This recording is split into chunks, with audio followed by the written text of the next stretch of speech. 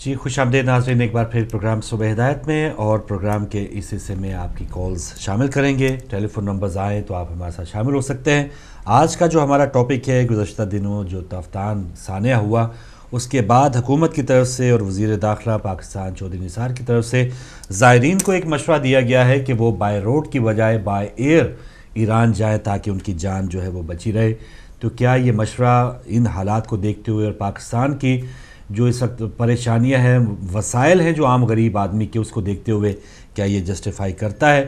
اور اگر انہوں نے یہ مشورہ دیا ہے تو انہوں نے سبسڈی کا اعلان کیوں نہیں کیا کہ ہر زائرین کا خرچہ بائی روڈ جتنا ہی ہوگا، اور باقی جو خرچہ آپ وہ کہہ رہے ہیں کہ بائی ایئر جائیں گے وہ خرچہ حکومت برداشت کرے گی، اور بائی ایئر بھی کس ایئرپورٹ سے جائیں گے کہ جو محفوظ ہوگا؟ یہ بھی چودھری نثار کے اندر جو جی وہ بھی محفوظ نہیں ہے۔ تو یہ بہت سا ایسا ایک کام ہے کہ جو وہ دوسرے لوگوں پہ تھوپ دیتے ہیں کہ جو سکینرز آئے تھے پچھلی حکومت میں وہ بھی خراب نکلے، جو بھی ہوا پچھلی حکومت نے کیا ہے، لیکن چودھری نثار صاحب اسلام آباد سے لے کے اور جو اہم ترین مقامات ہے شہر ہے وہاں پر ہی کچھ لا اینڈ آرڈر بہتر کر سکے تو شاید ہمیں تھوڑی سی بھی ہمیں ہچکچائیں نہیں ان کو شاباش دینے میں، لیکن یہاں پر ان کا جو کام ہے وہ کہیں بھی ہوتا ہوا نظر نہیں آ رہا۔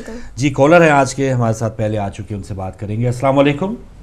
جی وعلیکم السلام فاروق بھائی، میں عبدالقیوم بول رہا ہوں، آپ کو اور ہماری بہن کو سلام۔ مہربانی۔ وعلیکم السلام۔ پہلے میں آپ کے ٹاپک کے اوپر آتا ہوں کہ نثار صاحب کو یہ کہیں کہ جو بھی زائرین جاتے ہیں ان کے لیے چارٹرڈ طیاروں کا بندوبست کریں، اور یہ غریب لوگ ہوتے ہیں ان کے پاس تو پیسہ آرام کی کمائی تو ہوتی نہیں ہے کہ یہ آرام کا وہ پیسہ جو ہے وہ فرسٹ کلاس میں جا کے بیٹھیں گے۔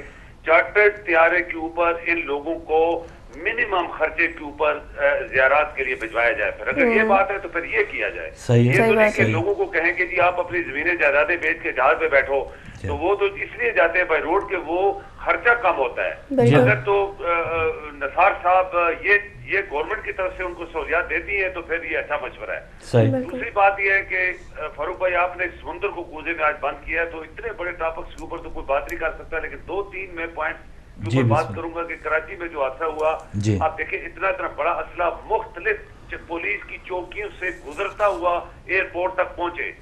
آخر کیا بات ہے کہ کسی شخص کو بھی انہوں نے ٹریس نہیں کیا کہ اس کے اندر اسلحہ جا رہا ہے۔ میں کہوں گا کہ وہ کہتے ہیں سوٹی اور ڈانگ، پنجابی میں بات ہے، وہ ڈانگیں لے کے چلے گئے اور وہ ان کو پکڑ نہیں سکے، میزائل بھی اس کے اندر پڑے ہوئے ہیں، پتہ نہیں کیا کیا ہوا ہے وہاں پہ۔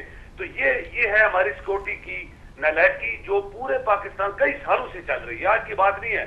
جنرل کیانی جو 6 سال خاموش رہا، ایک جنرل کا ہاتھ بھی اس نے مارا، اور اس نے کھلی دی ان یہ جو ٹیرورسٹ ہیں اس کے پیریڈ میں یہ پھیلے ہیں، آج تو گلی گلی محلے میں پہنچ گئے ہیں۔ تو یہ ہمارے ملک کے اندر کیا کیا ہوا یہ آپ کو ہر چیز کا علم ہے۔ بات یہ ہے کہ چیف منسٹر سندھ کا اور گورنر کو فوراً ہٹا دیا جائے۔ اگر ان کو خود شرم نہیں آ رہی تو میرے خیال پاکستان میں آپ کو پتا ہے کوئی بندہ اترتا نہیں ہے، اس کو یا تو مارا جاتا ہے تو اترتا ہے، یا اس کو پھینکا جاتا ہے تو اترتا ہے۔ یہ دو بندے ہیں، ان کو ہٹا دیا جائے۔ پاکستان کے مفاد میں یہ پاکستان سے تنخواہیں لیتے ہیں۔ آپ نے جیسے کہا میں بھی ایسے کہوں گا، میں نے خود دیکھا کراچی کے اندر پولیس ساری ان آفیسرز کو بچانے کے لیے لگی ہوئی ہے۔ آپ زرداری کا گھر دیکھیں، وہاں پہ 2000 بندہ لگا ہے۔ آپ چیف منسٹر دیکھیں، گورنر دیکھیں، ان کے کل جو چیف منسٹر وہاں پہ ایئرپورٹ پہ گیا تو پوری پروٹوکول لے کے گیا، وہاں بندے مار رہے تھے، اور یہ اپنے وہ کیا کہتے ہیں وہ تھنداری لے کے وہاں پہنچا تھا۔ اور جیسے آپ نے کہا 7 بندے مجرمانہ غفلت سے شہید ہوئے، انہوں نے لوگوں کو ٹیلی فون کیے، کسی نے ان کی بات نہیں سنی، کیونکہ وہ انسان نہیں ہے جی۔ یہ جو فقیروں کو مروانے کی بات کر رہے ہیں، فقیروں کا مطلب کہ بڑے نہ مرے غریب مار جائیں جی، غریبوں میں دھماکہ کر دیں، لیکن بڑے لوگوں کی بچے بیویاں عورتیں بچ جائیں، کیونکہ یہ تو انسان ہے، ہم لوگ جانور ہیں، ہمیں جانوروں جیسا سلوک چاہیے۔ یہ سب لوگ، میں آپ کو پنجابی کی مثال دوں فاروق صاحب، وہ کہتے ہیں پرا پراون دے ٹوڈر کامن دے۔ میں ایک گل سنی تھی، ایک سنی ہے بات، یہ سیاستدان اندر سے ایک ہیں۔ آپ عمران خان کو دیکھیں، یہ سپورٹ کرتے ہیں طالبان کو، آپ مسلم لیگ نون کو دیکھیں، یہ سپورٹ کرتے ہیں، یہ ملا سارے سپورٹ کرتے ہیں، اور انہی کی وجہ سے آج تک ان کے کسی جلسے میں، یہ بات میں کر رہا ہوں، کسی بھی ان کے جلسے میں، ایون ایم کیو کے جلسے میں کوئی دھماکہ نہیں ہوا۔ لیکن آپ مسجدوں میں دیکھیں جہاں اللہ کی عبادت ہوتی ہے وہاں پہ لوگ شہید ہوئے، آپ دیکھیں کہاں کہاں لوگ شہید نہیں ہوئے۔ ان لوگوں کے، ان کی مجلسوں میں، ان کے گھروں میں، ان کی پارٹیوں میں کہیں کوئی دھماکہ نہیں ہوا۔ اس کا مطلب یہ لوگ ملے ہوئے ہیں، اوپر سے ایک دوسرے کے دشمن ہیں، अंदर से ये मिले हुए हैं और मतलब क्या है, गरीब लोगों को मारो, हुकूमत करो। जरदारी साहब करके आपको पता है अहले तशरीह के सबसे ज्यादा लोग शहीद हुए जरदारी साहब के पीरियड में, और आज जो कुछ मुस्लिम लीग नून कर रही है वो भी वही कर रही है जो जरदारी साहब कर रहा था। तो उधर और मैं इधर दोनों को सपोर्ट कर रहे हैं। तो ये अवाम का अवाम खड़े हो जाए कि ये लोग चोर हैं, सियासतदान, ये गैंग है, गैंग, ये एक ऐसी गैंग है जो हमारे ऊपर हुकूमत करना चाहते हैं, पाकिस्तान के रिसोर्सेज को खाना चाहते हैं और पाकिस्तान के लोगों को कुछ नहीं देना चाहते। ठीक है कयूम साहब, बहुत शुक्रिया आपकी कॉल का, स्वीडन से आप शामिल हुए। फर्क में इनकी जो बातें थी ना टू द पॉइंट और बहुत ही अच्छी बातें इन्होंने की हैं। पहली बात जो इन्होंने ज़ायरीन की बात की है कि एयर जाया जाए तो वाकई उन्हें वो सहूलत और वही बिल्कुल वही, क्योंकि जब वो इंसान कमाता है ना तो उनकी हलाल की कमाई है, हराम की कमाई नहीं होती। वो जो भी सेविंग्स होती है ना, सहूलत किन लोगों को देते हैं कि तालिबान के साथ जो मुज़ाकरात करने वाले हैं उनको नाश्ते भी कराएंगे, उनको जहाज भी देंगे, हेलीकॉप्टर भी देंगे। तो अगर आप बचाना चाहते हैं ज़ायरीन को तो फिर इस किस्म के इक़दाम करें ताकि पता चले हाँ जी हुकूमत, वो क्या कहते थे एतजाज़ हसन साहब के, हुकूमत हो माँ जैसी, तो माँ जैसे कुछ इक़दाम करें तो तब आवाम जो है वही रेट्स में दिया जाना है कि बाय प्लेन जाने में किसी का कोई प्रॉब्लम नहीं है, लेकिन उसके रेट्स ही इतने होते हैं कि बंदा सोचता ही रहेगा और जिंदगी गुजर जाएगी, नहीं जा पाएगा। एक और कॉलर, अस्सलाम वालेकुम। वालेकुम सलाम फारूक भाई, मेरे बेटे मसूद से ठीक बात कर रहा हूँ बात जी, बहुत शुक्रिया। कहते हैं मुसीबत का एक एक से अहवाल कहना मुसीबत से है, ये मुसीबत ज्यादा किस किस को समझाएं। आप जानते ही हैं कि चागी जिला में तफ्तान सैंदक जो है, यहाँ हाजी मलिक ईसा खान शिराजी ये ग्रुप, ये कुंबा सबसे बड़ा है। ये यहाँ से लोग ईरान पर जाते हैं, कोटा से ईरान तक वो बॉर्डर जो है 742 किलोमीटर है। जैसा कि जो इंसार साहब बता रहे थे 800 मील नहीं है, उनकी मालूमात गलत है, नानली प्लांट की मालूमात सही है। यहाँ से अल-मक्का कोचेस चलते हैं। जितने हमारे शोधा हुए हैं ये तफ्तान में पहला वाक़या नहीं है। जो चौधरी साहब ये फरमा रहे हैं कि भाई अगर सफर किया जाए तो बाद में कहें जी इतना खर्च पड़ता है या हालात मामूल पर तक न जाए, मशवरा यही देंगे कि ना जाए। मेरा ख्याल है कि नहीं, यकीन है चौधरी साहब को ये इल्म नहीं है कि ईरान लोग क्यों जाते हैं, उन्हें से कोई गलत नहीं जानते हैं। लेकिन मुझे बता सकते हैं कि कराची से इस्लामाबाद से कराची जो 1418 किलोमीटर है, वहाँ क्या रेट है हुकूमत की, वो क्या सेफ है, कराची क्या सेफ है, पाराचना, गिलगित बल्तिस्तान, कोई जगह कौन सी जगह सेफ है? अगर ये समीउल हक, रुस्तम शाह महमूद, मुल्ला अजीज और प्रोफेसर इब्राहिम की पाबोसी छोड़ दें, उनके पाँव पड़ना छोड़ दें तो इनके घर भी महफूज नहीं है। चौधरी निसार साहब का घर और मियाँ नवाज शरीफ साहब का घर भी महफूज नहीं है, वहाँ भी हुकूमत की रिट नहीं है अगर ये तालिबान के इन गमाश्तों से अपना ताल्लुक छोड़ दें तो। लेकिन शिया कौम के जो जिनोसाइड एक भी अहले सुन्नत वल जमात का कोई आदमी शामिल नहीं था। हम ये बरबला कहते हैं सुन्नियों ने शियों को कभी नहीं मारा है, लेकिन चौधरी साहब जो ये मशवरा दे रहे हैं उन्हें इस पे सिर्फ वो फरमा रहे थे, कल बड़े तनक से कह रहे थे कि हम शिया और जो पार्लियामेंट में इधर बैठे हैं और इधर बैठे हैं, हम सब को मिला एक कमेटी बनाना चाहते हैं जो लोगों को ये बावर कराए कि बाई रोड सफर।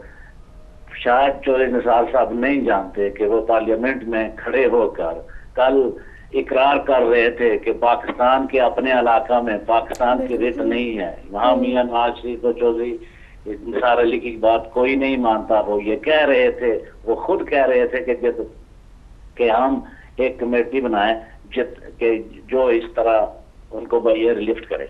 ऐसा नहीं। सवाल ये है कि कल आपने सिक्योरिटी काउंसिल का जो इजलास देखा है उसमें मियां साहब और चौधरी साहब के चेहरे उतरे हुए थे। चौधरी साहब तो ऐसा लगता था जैसे इनको अपनी छुट्टी होने का बिल्कुल यकीन है, और यकीन है भी। अमन अमान की सूरत आप देख चुके हैं। मियां साहब चौधरी निसार साहब को कब्रिस्तानों का वजीर बना दें, राय हिंद का मैनेजर बना दें, वजारत दाखिला की असली गन चौधरी निसार साहब जैसे लाडले खिलिंदरे मासूम के हाथ में महफूज नहीं है, इससे कौम महफूज नहीं है।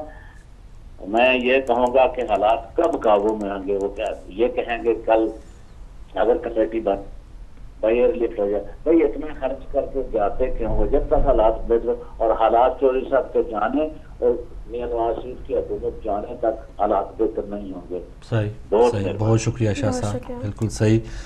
आखिरी जुमले में सारा निचोड़ है कि इनके होते हुए कि जो मकासद ये लेके आए, शायद एक बहुत बड़ी शख्सियत यहाँ पे हमारी मेहमान बनी थी, तो उनका ये कहना था, कंपैरिजन कर रहे थे कि पिछली जो हुकूमत थी, जैसे स्वीडन से हमारे भाई ने भी कहा कि बहुत बड़ी तादाद शोहदा की हुई है, उनकी गफलत थी बल्कि नाअहली थी, ठीक है, उनके अंदर ये अहलियत ही नहीं थी कि वो बंदों की हिफाजत कर सके।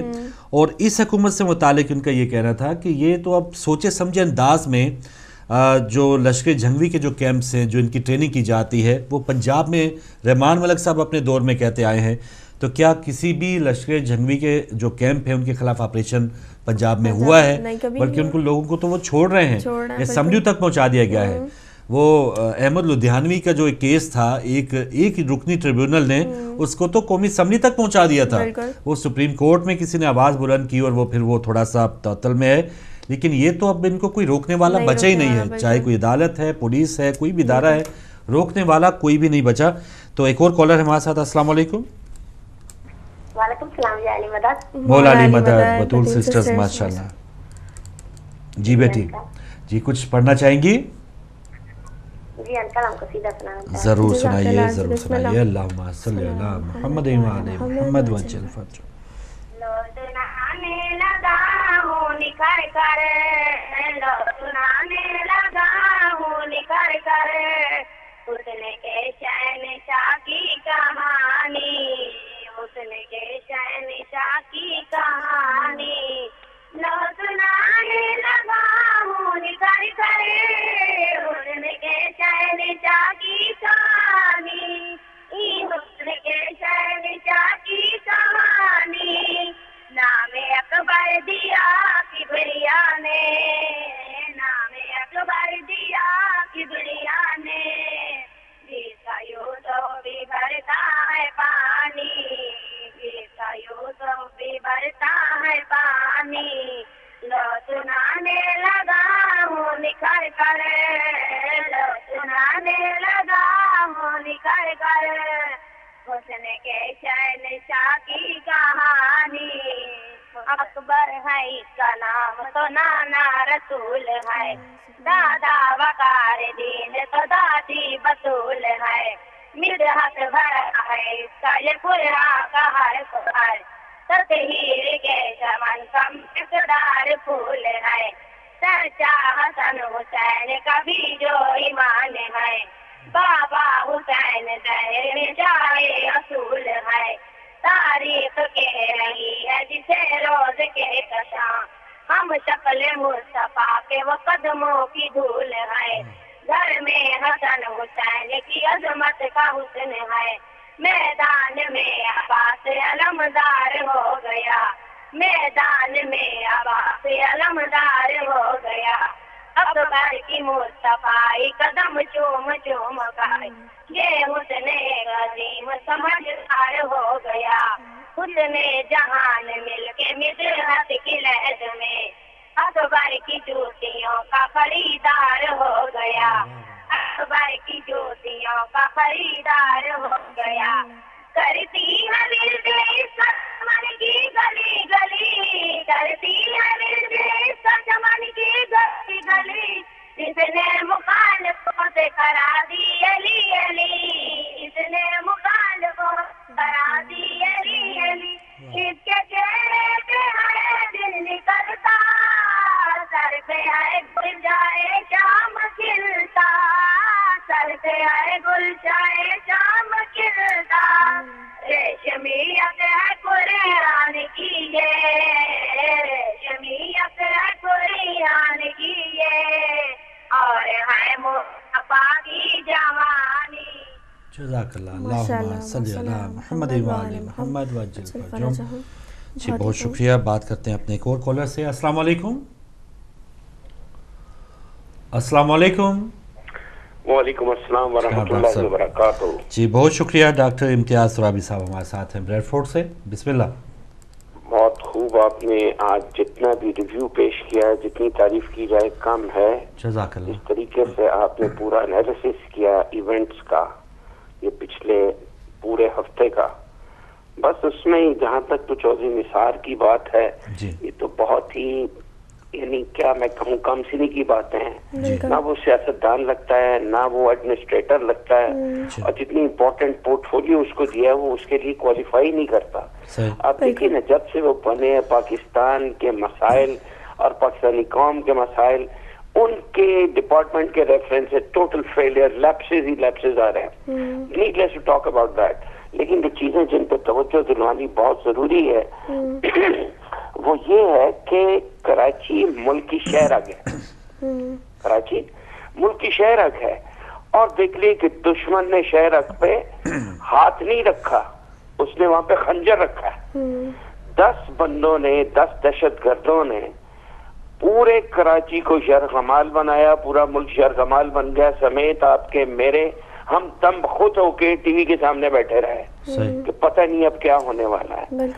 تو یہ ایک لٹمس ٹیسٹ ہے قبلہ، یہ ایک لٹمس ٹیسٹ ہے جو طالبان نے کیا ہے، اور وہ پوری طرح سے بھانپ گئے ہیں کہ لیپسز کہاں کہاں پہ ہیں. تھرو آؤٹ ہی لیپسز ہیں. سوری ٹو سے کہ انٹیلیجنس ایجنسیز کیا کر رہی ہیں، اور ان کی لائٹ میں جو اقدامات ہونے چاہیے، اگر انہوں نے بتایا ہے کہ کراچی پہ حملے کا ڈر ہے اور وہ ہو بھی کیا، تو اس کے ہونے سے پہلے کیا اقدامات لیے گئے، یہ گورنر کیا کر رہا ہے، اور یہ وزیر اعلیٰ، بوڑھا وزیر اعلیٰ جس کی قبر میں ٹانگیں نہیں، کمر تک وہ قبر میں ہے. ہر بندہ ہی ویسے تو قبر میں ہے، لیکن وہ خاص طور پہ why still clinging to that government. اس کی کیا پرفارمنس لیول ہے پچھلے 5 سال سے لے کے، اور اس دوران میں سیکیورٹی کے اعتبار سے، دیگر اعتبار سے. نیڈلیس ٹو ٹاک اباؤٹ دیٹ. جو بات بہت قابل توجہ ہے وہ یہ ہے کہ اگر کراچی کا یہ حال ہے تو دیگر شہروں کا کیا حال ہوگا، اور اگر سب سے بڑے ایئرپورٹ کی سیکیورٹی کا یہ عالم ہے تو کون سی جگہ محفوظ ہے. یہ صرف آپ کے پاکستانیوں کا مسئلہ نہیں ہے، یہ ایک انٹرنیشنل ہب ہے، اور اس سے بدنامی اور اس سے مسائل بہت زیادہ ہو جاتے اگر کوئی تھوڑا سا بھی کچھ 100-200 بندہ پیسنجر کی شکل میں کوئی خدا نہ خواستہ کوئی مسہپ ہو جاتا. اب دیکھنے کی بات یہ ہے کہ ever since this has taken place, اس کے بعد گورنمنٹ نے کیا میئرز لیے. اب دیکھیے، آرمی کو مورد الزام نہیں ٹھہرایا جا سکتا. آرمی آئی اور جب انہوں نے بلایا وہ آئے اور انہوں نے اپنا کام کر دیا. لیکن بات یہ ہے کہ یہ سارے ایئرپورٹ جو ہیں وہ اے ایس ایف کے رحم و کرم پہ چھوڑے ہوئے ہیں. وہ بھی ایک نیم فوجی پہلے درجے کی وسائل نہیں ہوتے کی، وہ فرسٹ لائن ہے، اور وہ فرسٹ لائن ایسے ہی جیسے گاڑیاں چیک کر لی آرام سے. تو وہ سیکیورٹی لائن جو ہے وہ ایسے ہی گرا دی گئی جیسے ریت کی دیوار ہوتی ہے. اب دیگر ایئرپورٹس کا کیا حال ہے، فوجی چھانیوں کا کیا حال ہے، فوجی ایئرپورٹس کا کیا حال ہے، یہ خدا ہی بہتر جانتا ہے. لیکن اٹ از ویل امیجنڈ کہ اس میں بہت زیادہ لیپسز ہے. خدا جانے کہ کہاں سے ہمیں کو پوری خبر سننے کو مل جائے. لیکن جو سب سے توجہ کی طالب ہے بات وہ یہ ہے کہ ایٹمی اثاثے، امریکہ کو کیسے پتا کہ جی ہمارے ایٹمی اثاثے پاکستان کے بڑے محفوظ ہیں. Why America is seeing like that? It means کہ وہ بالکل محفوظ نہیں ہے. اور یہ جو کام ہوا ہے اس کی تہہ میں پہنچا جائے کہ یہ 10 بندوں سے یہ کیا، ان کے آبجیکٹیوز کیا تھے. اب تک کسی نے یہ کوشش کی اسیس کرنے کی، گورنمنٹ کے جتنے بھی فنکشنریز ہیں، کہ ان کا مدعا کیا تھا. انہوں نے کراچی کو فتح نہیں کرنا تھا. 10 بندے کراچی جیسے شہر کو فتح نہیں کر سکتے، لیکن دے وانٹڈ ٹو چیک کہ اس میں سے رسپانس کیا آتا ہے، ریئیکشن کیا آتا ہے. کچھ بھی نہیں. صحیح. حملہ ہوا، جواب ہوا، امن ہو گیا، ساری روٹین جو ہے وہ ایز نارمل ہو گئی. آپ بھی 2 دن بولیں گے، میں بھی بولوں گا، اس کے بعد خاموشی. اس کے 15 دن کے بعد پتہ لگا کہ ایک بہت بڑا کام پڑ گیا.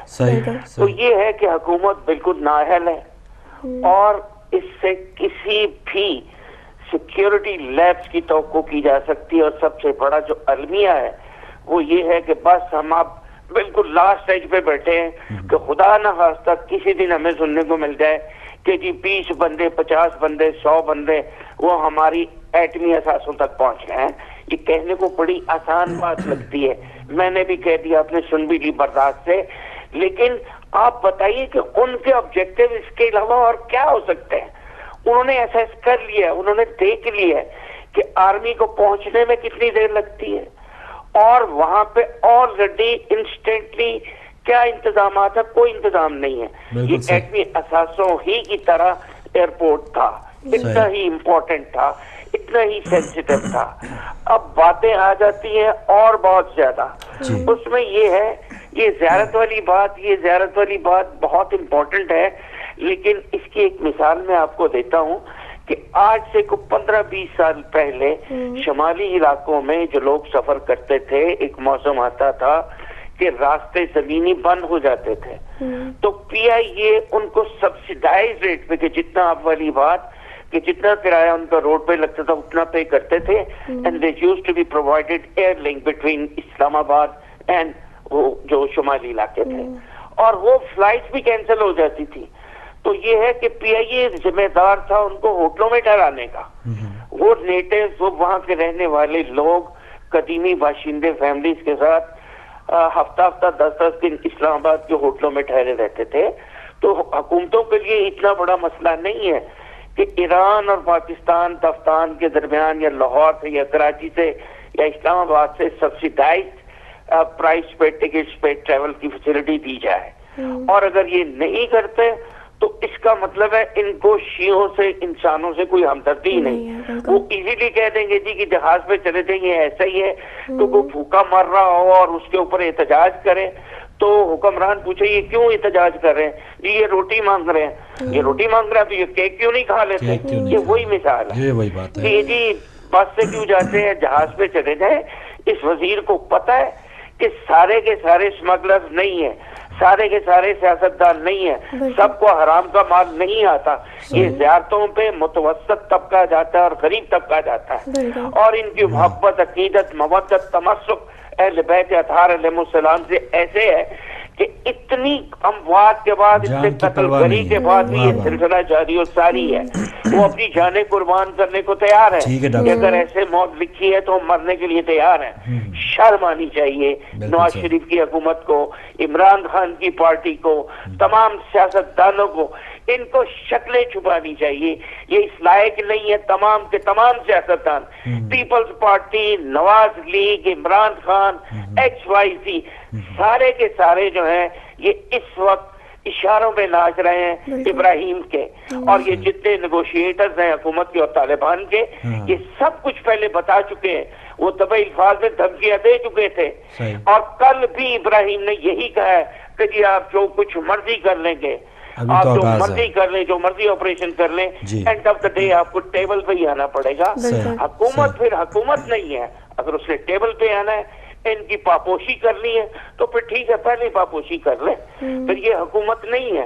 یہ حکومت کا مراد یعنی آرمی بھی اب ختم ہو چکی ہے.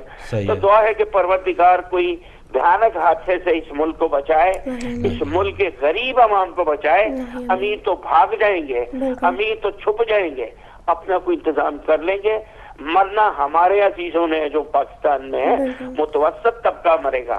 تو پروردگار ان کو اپنے ذومان میں رکھے. لیکن یہ جو آپ پروگرام کرتے ہیں اس سے آواز ضرور جاتی ہے اور اس کا امپیکٹ ضرور ہوتا ہے. خدا آپ کا حامی و ناصر ہو. خدا حافظ. ڈاکٹر امتیاز رابر صاحب ریڈ فورٹ سے. جی اور جی ناظرین 2 منٹ اوپر بھی ہو گئے, ہم بریک پر جا رہے ہیں. بریک کے بعد واپس آتے ہیں.